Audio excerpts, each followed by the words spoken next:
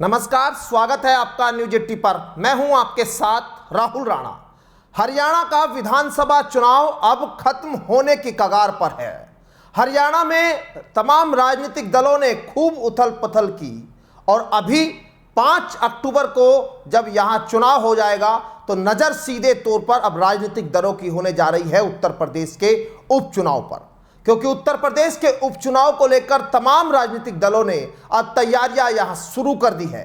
सभी दलों ने प्रत्याशियों को लेकर मंथन भी शुरू कर दिया है। यूं कहे कि अंदर खाने जो प्रत्याशी जिस सीट पर होंगे उनके नाम भी एक तरह से फाइनल कर दिए गए हैं और कई दल तो ऐसे हैं जिन्होंने अपने संभावित कैंडिडेट को जनता के बीच उतार भी दिया है। चुनाव आयोग द्वारा इन 10 सीटों पर उपचुनाव कब होने हैं, इसकी घोषणा अक्टूबर के अंतिम सप्ताह में होने की पूरी उम्मीद की जा सकती है, क्योंकि जिस तरह से देश में हो रहे विधानसभा चुनाव के नतीजे सामने आएंगे उसके बाद उत्तर प्रदेश के उपचुनाव की तारीखों का ऐलान भी जल्द होना है। तमाम राजनीतिक दल जिस तरह से तैयारी कर रहे हैं, चाहे बीजेपी हो या फिर समाजवादी पार्टी हो या चंद्रशेखर आजाद की पार्टी हो, अभी तीनों पार्टियां बड़े सक्रिय रूप से काम कर रही है। वहीं बीएसपी भी अपने बूथ, अपने संगठन को मजबूत करने के लिए काम करने में लगी हुई है। लेकिन लोगों का सवाल बहुत ये रहता है कि आखिर चुनाव की तारीखों का ऐलान कब होगा। तो ये सब माना जा सकता है कि अक्टूबर के अंतिम सप्ताह में तारीखों का ऐलान हो सकता है। यूपी के भाजपा अध्यक्ष भूपेंद्र चौधरी भी दावा कर चुके हैं कि वह जल्द ही उम्मीदवारों की घोषणा करेंगे। जैसे ही चुनाव आयोग तारीखों का ऐलान करेगा, उम्मीदवारों की लिस्ट भी बीजेपी यहां जारी कर देगी। एनडीए और इंडिया गठबंधन के बीच इस बार चुनाव कैसा होगा, क्या चुनावी माहौल होगा, अब उसी को लेकर तैयारी बन रही है। और सीधे तौर पर मुद्दे कौन कौन से उपचुनाव में होंगे, क्योंकि यूपी का उपचुनाव इस बार यहां 2027 के विधानसभा चुनाव का सेमीफाइनल के तौर पर देखा जा रहा है। हालांकि यूपी के उपचुनाव में कोई सरकार न बनने जा रही है और न गिरने जा रहे हैं, लेकिन यहां इस चुनाव में जयंत चौधरी की साख पर भी सवाल खड़े हो रहे हैं। एनडीए गठबंधन किस तरह से अपनी सीटों को बचा पाएगा, इस पर भी साख उनकी लगी हुई है। और यहां इंडिया गठबंधन जिस तरह से लोकसभा चुनाव में 43 सीटें जीतकर उत्तर प्रदेश में यहां बड़ी पार्टी बनकर, सबसे बड़ी पार्टी बनकर उभरी है, वही अब यहां पर उपचुनाव में भी ये चुनौती इंडिया गठबंधन के सामने भी है। पार्टी उम्मीदवारों की लिस्ट अब धीरे धीरे, मान लीजिए जैसे ही तारीखों का ऐलान होगा, चुनाव आयोग तारीखों का ऐलान करेगा, उसके बाद उम्मीदवारों के नाम की घोषणा भी साफ तौर पर अब हो जाएगी।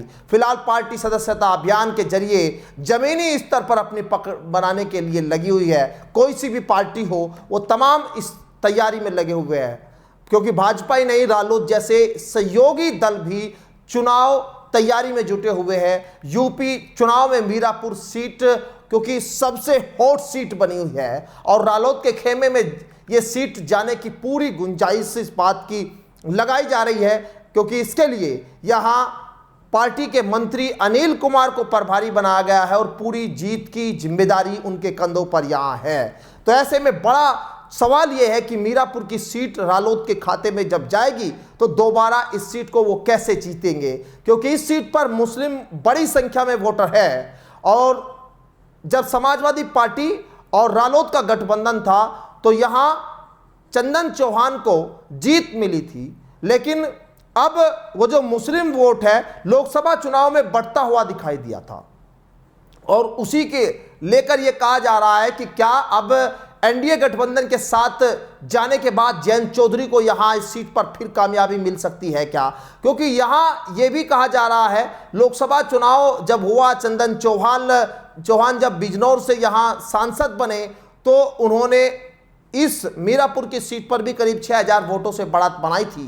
तो एक तरह से आश्वस्त है यहां पर एनडीए गठबंधन की उनकी जीत निश्चित है, लेकिन लोकसभा चुनाव और यूपी के उपचुनाव में काफी अंतर है। अंतर इस बात को लेकर है क्योंकि यहां सरकार न बनेगी न किसी की सरकार गिरेगी, लिहाजा यहां के मुद्दे इस बार लोकल ज्यादा हो सकते हैं। इस बात की गुंजाइश भी काफी लगाई जा रही है। लेकिन एनडीए गठबंधन हो या फिर इंडिया गठबंधन हो, एक दूसरे की बात देखेंगे जरूर कि कौन जो है पहले प्रत्याशी चुनावी मैदान में उतारेगा, क्योंकि यह भी है साफ तौर पर कि मुस्लिम कैंडिडेट जो ज़्यादा प्रत्याशी जिस तरह से अगर दे सकते हैं, जैसे कि बीएसपी ने भी यहाँ पर संकेत दिए हुए हैं मुस्लिम प्रत्याशी के, चंद्रशेखर की पार्टी ने भी जो है प्रत्याशी बनाया हुआ है मुस्लिम जाहिद हुसैन को। और दूसरी चीज जो एनडीए और इंडिया गठबंधन की बात है कि अगर इंडिया गठबंधन इस सीट पर मुस्लिम प्रत्याशी चुनावी मैदान में उतार देता है तो यहाँ पर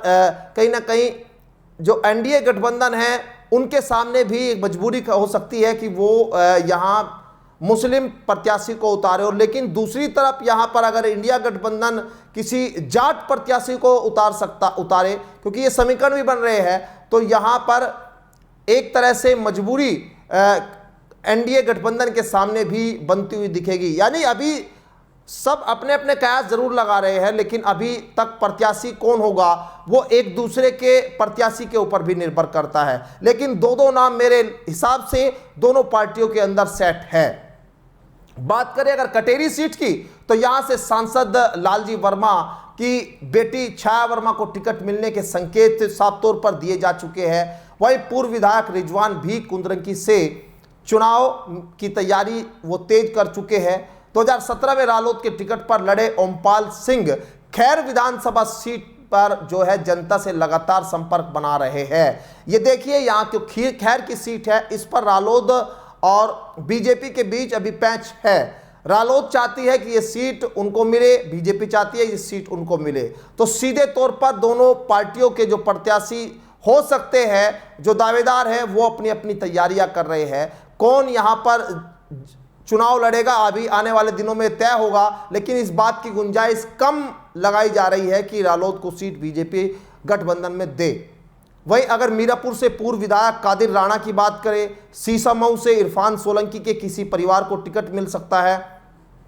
इस बात की पूरी गुंजाइश अधिकतर देखी जा रही है, क्योंकि मीरापुर की सीट पर कादिर राणा का नाम काफी चर्चाओं में है। और वहीं गाजियाबाद, मझुआ और फूलपुर की सीटों पर किसे प्रत्याशी बनाया जाए, इसको लेकर अभी मंथन जारी है।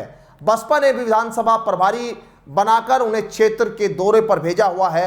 आजाद पार्टी जो आजाद समाज पार्टी है 5 सीटों पर प्रभारी तय कर चुकी है। एक तरह से कहे कि वही उनके प्रत्याशी जो है हो सकते हैं। इस बात की गुंजाइश बहुत ज़्यादा है।